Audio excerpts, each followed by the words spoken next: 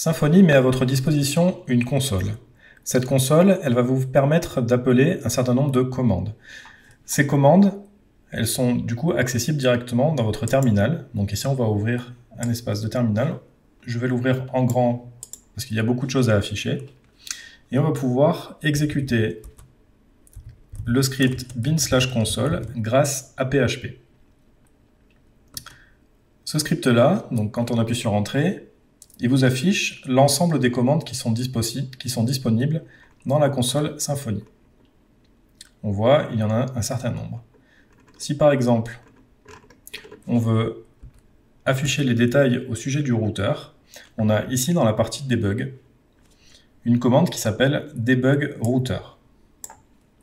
Donc si je tape debug router, je vois l'ensemble des routes qui sont disponibles dans mon application. Il faut savoir aussi qu'on peut passer un certain nombre de paramètres en plus de cette commande. On peut passer par exemple l'environnement. Ici, si je mets -e prod, je vais me placer en environnement de prod. Jusqu'à présent, toutes les commandes par défaut sont en environnement de dev. Ici, si je relance la même commande en environnement de prod, on voit qu'il y a une route qui disparaît. C'est la route preview error qui nous permet tout simplement de débugger les pages d'erreurs qui sont affichées par Symfony en mode de production.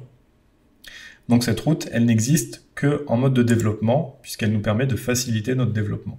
Ici, en production, cette route n'est plus disponible.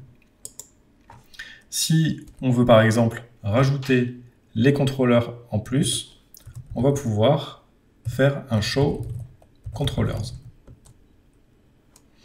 Donc ici, on a bien les deux routes qu'on avait créées à la base, avec leur nom, leur pass, et le contrôleur qui est associé. Ici index pour la route homepage et ici contact pour la route contact. Comme on l'a vu, on a un ensemble de commandes qui sont mises à disposition par Symfony, mais il y en a aussi qui ont été mis à disposition par des bundles qu'on a installés ensuite, comme par exemple pour Twig.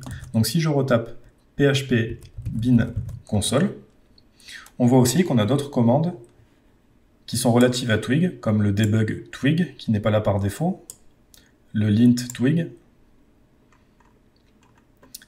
Et par exemple, si on veut les exécuter, on va taper tout simplement php bin/console lint Twig, qui va nous permettre par exemple de vérifier l'ensemble de nos templates pour être sûr qu'ils ont une syntaxe qui est valide. Et ici, on voit qu'on a deux templates Twig qui ont bien une bonne syntaxe. Donc ces commandes, elles sont là pour vous faciliter le travail. Elles sont enrichies au fur et à mesure que vous ajoutez des bundles. Et elles vous permettront, dans certains cas même, de générer du code pour aller plus vite.